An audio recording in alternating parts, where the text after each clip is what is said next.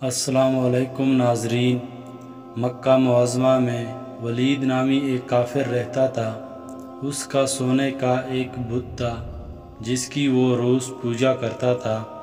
ایک دن اس بت میں حرکت پیدا ہوئی اور وہ بولنے لگا، لوگو، محمد اللہ کا رسول نہیں ہے، اس کی ہرگز تصدیق نہ کرنا۔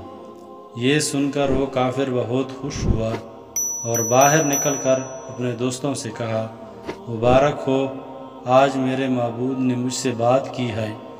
اس نے فرمایا کہ محمد اللہ کے رسول نہیں ہیں۔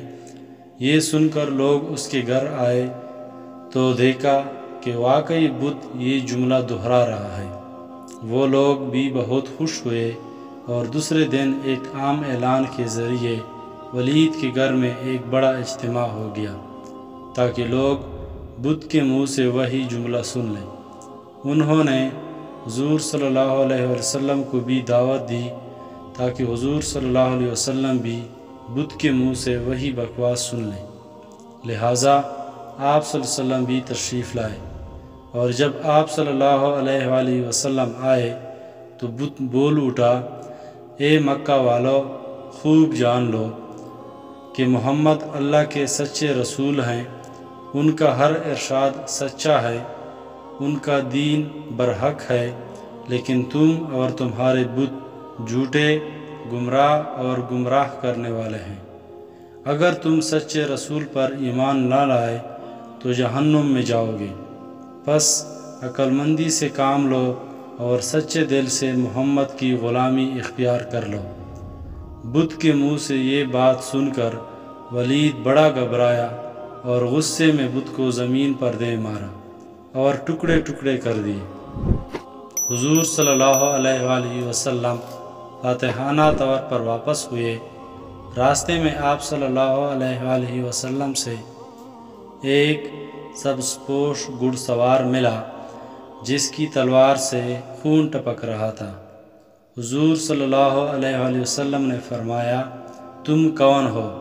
اس نے کہا، یا رسول اللہ، میں ایک جن ہوں، آپ کا غلام اور مسلمان ہوں۔ جبل طور پر رہتا ہوں۔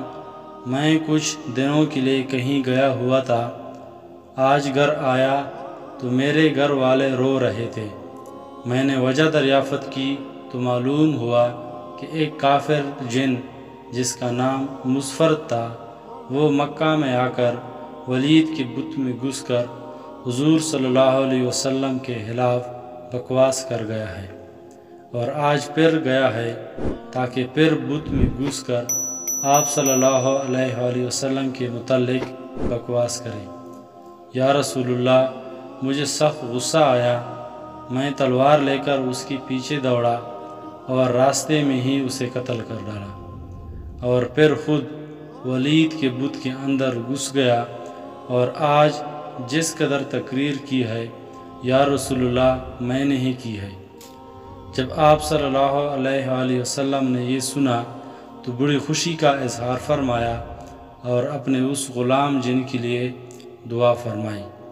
مزید اس قسم کی ویڈیوز دیکھنے کے لیے ہمارے چینل کو لائک اور سبسکرائب کریں۔ شکریہ۔